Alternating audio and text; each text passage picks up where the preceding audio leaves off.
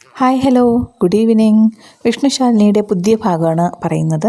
അപ്പോൾ നമ്മുടെ വിഷ്ണു പപ്പിക്കുട്ടിയെ സ്കൂളിലാക്കുന്നതിന് വേണ്ടി വരികയാണ്. അപ്പോൾ വന്ന് സ്കൂളിലേക്ക് വിടുന്നതിന് മുന്നേ പപ്പിക്കുട്ടി തലേദിവസം വെള്ളമടിച്ച് വന്നതിൻ്റെ കാര്യമൊക്കെ സംസാരിക്കുന്നുണ്ട്. അപ്പോൾ നമ്മുടെ കമലൻ പറയുന്നുണ്ട് അതെല്ലാം ഉത്തരവാദി ഞാനാണെന്ന്. അങ്ങനെ കമലിനെ കൊണ്ട് 100 പ്രാവശ്യം ഏത്തിടുകയും ചെയ്യുന്നുണ്ട്. എന്നിട്ട് അത് കഴിഞ്ഞിട്ട് നമ്മുടെ വിഷ്ണുവിൻ്റെ അടുത്ത് പപ്പിക്കുട്ടി പറയുകയാണ് സത്യം ചെയ്തു തരാൻ. അങ്ങനെ വിഷ്ണു സത്യം ചെയ്യുമ്പോൾ പറയുന്നുണ്ട് സത്യം ചെയ്യേണ്ടത് പപ്പിക്കുട്ടിയുടെ തലയിൽ കൈവച്ചാണെന്ന്. അങ്ങനെ പപ്പിക്കുട്ടിയുടെ തലയിൽ കൈവച്ച് വിഷ്ണു സത്യം ചെയ്ത് കൊടുക്കുന്നുണ്ട്, ഇനി ഞാൻ വെള്ളം അടിക്കത്തില്ല എന്നൊക്കെ. അപ്പോൾ ഇതെല്ലാം നമ്മുടെ ശാലിനി ഒളിഞ്ഞു നിന്ന് കാണുന്നുണ്ട്. അവൾക്ക് ഭയങ്കര സന്തോഷവും പിന്നെ ആ സന്തോഷത്തിൻ്റെ തന്നെ ഭാഗമായിട്ട് കണ്ണീന്ന് കണ്ണീരൊക്കെ വരുന്നുണ്ട്. അപ്പോൾ അങ്ങനെ അത് പപ്പിക്കുട്ടിയുടെ അടുത്ത് സത്യമൊക്കെ ചെയ്തിട്ട് അവരങ്ങ് മടങ്ങുകയാണ്. പിന്നെ നമ്മുടെ ശാലിനി ഇങ്ങനെ വണ്ടിയിലേക്ക് കളക്ടറുടെ ഔദ്യോഗിക വാഹനത്തിൽ ഇങ്ങനെ വരികയാണ്. വരുമ്പോൾ ശാലിനിയുടെ കൂടെ നമ്മുടെ സ്റ്റാഫുകളും പിന്നെ അവിടുത്തെ എല്ലാവരും കളക്ടറേറ്റ് സ്റ്റാഫ് ഒരാൾ കൂടെ ഉണ്ട്.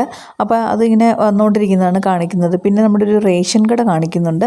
അവിടെ ഇങ്ങനെ ആൾക്കാർക്കൊക്കെ അരി കൊടുക്കുന്നതിന് അവർ 3-4 പേര് ക്യൂ നിൽപ്പുണ്ട്. അപ്പോൾ ഒരു വയസ്സായ സ്ത്രീയുടെ അടുത്ത് അവരിങ്ങനെ അരിയൊക്കെ വാങ്ങിക്കുമ്പോൾ അവർ അരി വാങ്ങിച്ചിട്ട് അവരിങ്ങനെ അരി കുറച്ചെടുത്തൊന്ന് മണത്ത് നോക്കുന്നുണ്ട്. എന്നിട്ട് അതിൻ്റെ അരി തൂക്കി കൊടുത്ത ആളോട് ചോദിക്കുന്നുണ്ട് ഇതെന്താ അരി, ഇത് ആർക്ക് കഴിക്കാനെന്നൊക്കെ ചോദിക്കുമ്പോൾ അയാൾ പറഞ്ഞു എന്നോടൊന്നും ചോദിക്കേണ്ടത് എഴുതുന്ന ഓണറിൻ്റെ അടുത്തെല്ലാം ചോദിച്ചാൽ മതി, എനിക്കൊന്നും അറിയത്തില്ല എന്നൊക്കെ പറഞ്ഞ് അയാൾ ഒഴിയാണ്. അപ്പോൾ അവർ ഈ വയസ്സായ, അതായത് തീരെ വയസ്സായി നടക്കാനൊന്നും പാടില്ല, എന്നാലും അവരുടെ അന്നത്തിന് വേണ്ടിയുള്ള ഇതിനാണ് അവിടെ റേഷൻ കടയിലേക്ക് എത്തിയത്. അപ്പോൾ നമ്മുടെ ഓണറിൻ്റെ അടുത്ത് ചോദിക്കുമ്പോൾ ഇത് വേണമെങ്കിൽ കഴിച്ചാൽ മതി. അപ്പോൾ എന്നിട്ട് പറയേണ്ടത് മനുഷ്യർക്ക് കാണോ അതോ മൃഗത്തിനാണോ എന്ന് ചോദിക്കുന്നുണ്ട്. അപ്പോൾ അത് ആ ഓണർക്ക് ഇഷ്ടപ്പെടുന്നില്ല.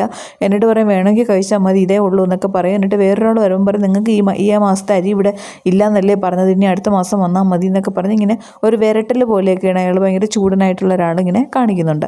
അപ്പോൾ ഈ അമ്മച്ചി ഇങ്ങനെ കുറച്ച് ഈ അരിയൊക്കെ ഇങ്ങനെ തൂക്കിയെടുത്തിട്ട് വരുമ്പോഴൊക്കെ അയാൾ പറയുന്നുണ്ട് നിങ്ങളുടെ വീട്ടിൽ അങ്ങനെ ഇങ്ങനെ എന്നൊക്കെ പറയുമ്പോൾ വീട്ടുകാരെയൊക്കെ പറയുമ്പോൾ അയാൾ പറയുന്നുണ്ട് എന്നാൽ പറ്റില്ലെങ്കിൽ പറ എന്നൊക്കെ. അങ്ങനെ പറയുമ്പോൾ അമ്മച്ചിക്ക് ദേഷ്യം വരുന്നുണ്ട്. ആ അമ്മച്ചി എന്ത് ചെയ്യുക, ആ ഓണറിൻ്റെ കോളറിൽ തൂക്കി ഇങ്ങനെ എടുത്തിട്ട് നീ എന്താടാ പറഞ്ഞതെന്ന് ചോദിച്ച് അവിടെ കുറച്ച് നേരം ബഹളം വയ്ക്കുന്നുണ്ട്. അങ്ങനെ കുറച്ച് നേരം ബഹളമൊക്കെ വെച്ച് കഴിഞ്ഞിട്ട് നമ്മുടെ അമ്മച്ചി എന്ത് ചെയ്യും, അവനെ കൊണ്ട് പുറത്തേക്ക് ഇങ്ങനെ എടുത്ത് വാട ഇങ്ങോട്ട് ഇറങ്ങി വാട എന്നൊക്കെ പറഞ്ഞ് പുറത്തേക്ക് കൊണ്ടുവരുന്നുണ്ട്. അപ്പോൾ ഇതിനിടയിൽ 2-3 ലേഡീസും ജെൻസും ഒക്കെ അവിടെ ഉണ്ട്. അപ്പോൾ അവരൊക്കെ ഈ അരി വാങ്ങിക്കാൻ വരുമ്പോൾ പറയുന്നത് നിങ്ങൾക്ക് ഇത്ര അരിയേ ഉള്ളൂ, വാങ്ങിച്ചിട്ട് പോവുക, അല്ലെങ്കിൽ പറയാം നിങ്ങൾക്ക് ഈ മാസം ഈ അരിയില്ല, നിങ്ങൾക്ക് അടുത്ത മാസം മുതൽ ഇനി അരിയുടെ തരം നിവർത്തിയുള്ളൂ എന്നൊക്കെ പറഞ്ഞുകൊണ്ട് വിടുന്നത്. അയാളൊരു ഭയങ്കര ചൂടനായിട്ടുള്ള ഒരാളാണ്.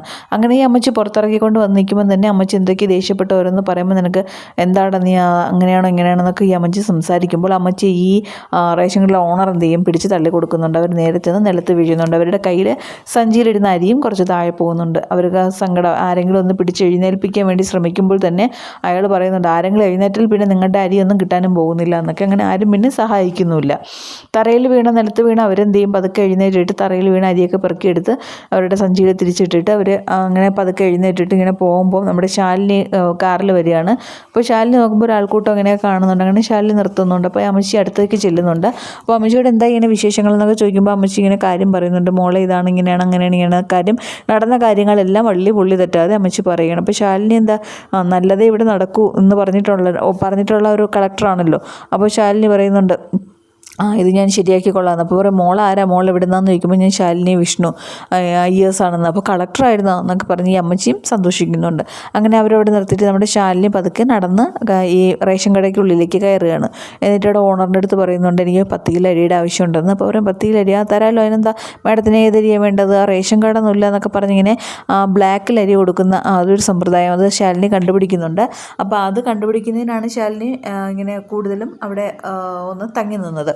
എന്നിട്ട് ഈ ശാലിനി ഇങ്ങനെ ആവശ്യപ്പെട്ടതനുസരിച്ച് 10 കിലോ അരി. അപ്പോൾ പറയും എൻ്റെ കവറൊന്നുമില്ലല്ലോ, അതൊന്നും വേണ്ട, ഒരു 30 രൂപ കൊടുത്ത ഒരു സഞ്ചി കിട്ടും, ഇവിടുന്ന് തന്നെ തരുമെന്നൊക്കെ പറഞ്ഞ് ആ അകത്തുനിന്ന് 30 രൂപയുടെ സഞ്ചിയുടെ അവർ തന്നെ, അതായത് തൂക്കി കൊടുക്കുന്ന ആൾ തന്നെ ചെന്ന് സഞ്ചി എടുത്ത് അതിനകത്ത് കുറച്ചല്ല 10 കിലോ അരിയൊക്കെ എടുത്തിട്ട് ശാലിനിയുടെ കൊണ്ട് കൊടുക്കുന്നുണ്ട്. അപ്പോൾ ശാലിനിക്ക് എത്ര രൂപയാണ്, അത് 200 രൂപ, 10 കിലോയ്ക്ക് 200. അപ്പോൾ 20 രൂപ വെച്ചാണോ എന്താ കണക്ക്, എന്താ ഇത്? എന്നിട്ട് ശാലിനി ആ അരി എടുത്ത് മണത്ത് നോക്കുന്നുണ്ട്. എന്നിട്ട് ഇതാണോ നിങ്ങൾ കൊടുക്കുന്നത്, ഇത് കഴിക്കാനുള്ളതല്ലേ, കഴിക്കാനുള്ള അരി ഇങ്ങനെ കൊടുത്താൽ എന്താ ശരിയാവുക എന്ന് പറയാറ്. അയാൾ വീണ്ടും ചൂടാവുന്നുണ്ട്. അയാൾ പറയാം ഇതൊക്കെ തന്നെയാണ് കൊടുക്കുന്നത്, വേണമെങ്കിൽ വാങ്ങിച്ചിട്ട് പോവുക, 20 രൂപ. ഇത് ഞാൻ മറിച്ച് വേറൊരു പ്രൈവറ്റ് ഫാമിൽ വിറ്റാൽ എനിക്ക് കിലോയ്ക്ക് 30 രൂപ വെച്ച് കിട്ടും, പിന്നെ 20 രൂപയ്ക്ക് ഞാൻ തരുന്നത് തന്നെ ഭാഗ്യമാണെന്നൊക്കെ പറഞ്ഞ് ഇങ്ങനെ പറയുന്നുണ്ട്. അത് ശാലിനിക്ക് ഒട്ടും ഇഷ്ടപ്പെടുന്നില്ല. അങ്ങനെ ശാലിനി തക്കതായ രീതിയിൽ ആ ഒരു ഇത് കിട്ടുന്നതിന് വേണ്ടിയാണ് ശാലിനി അവിടെ നിന്നത്. എന്നിട്ട് 10 കിലോ അരി ഇങ്ങനെ കിട്ടിയതല്ലേ എന്ന് വിചാരിച്ച് ശാലിനിക്ക് മാഡത്തിന് വേണമെങ്കിൽ വാങ്ങിക്കൊണ്ട് പോകുമെന്ന്. അപ്പോൾ ഈ ശാലിനിയോട് ഇങ്ങനെ പറഞ്ഞുകൊണ്ടിരിക്കുമ്പോൾ തന്നെ അവിടെ നിൽക്കുന്ന 1-2 പേര് പറയുമ്പോൾ നിങ്ങൾക്ക് ഇന്ന് ഈ മാസം ഇത്ര അരിയേ ഉള്ളൂ, ഇത് വേണമെങ്കിൽ വാങ്ങിച്ചുകൊണ്ട് പോകും, ഇല്ലെങ്കിൽ വാങ്ങണ്ട എന്നൊക്കെ. പിന്നെ അടുത്ത ആൾ വരുമ്പോൾ പറയുന്നുണ്ട് നിങ്ങൾക്ക് ഇല്ല എന്നല്ലേ പറഞ്ഞത്, പിന്നെ നിങ്ങൾ എന്തിനാ വീണ്ടും വീണ്ടും കയറി വരുന്നത്, ഇവിടെ അരി തരാൻ നിങ്ങൾക്കില്ല, നിങ്ങൾ ഈ അടുത്ത മാസം വന്നാൽ മതി എന്നൊക്കെ പറയും. അപ്പോൾ ഇതെല്ലാം നമ്മുടെ ശാലിനി വാച്ച് ചെയ്യുന്നുണ്ട്.